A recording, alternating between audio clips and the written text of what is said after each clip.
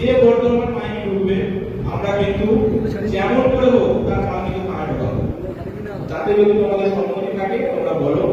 কারণ এটাতে তোমাদের একটা প্রবলেম হবে, তোমরাও কিন্তু যখন বর্তমানে যাবে তখনও কিন্তু এই সমস্যার মধ্যে পড়বে।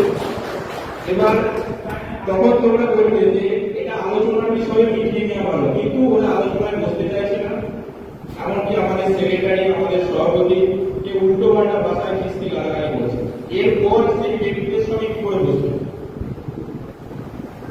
তুমি কদিন আগে তোমরা জানবে আমাদের বন্ধু ছেড়েছিল, রক্সটার সামনে ঢুকিয়ে দিয়েছিল, বহু টাকার বিনিময়ে রক্সটার সামনে সাহায্য হয়েছে, আমাদের বগলেই ছাড়িয়েছিল 1.5 মাস পর। তাহলে একটা সাউন্ড ব্যবসায়ী যদি 1.5 মাস পর তার যে এত টাকা ইনভেস্ট করে মালটা পায়, তাহলে তাদের সঙ্গে কিরকম ব্যবহার করবে?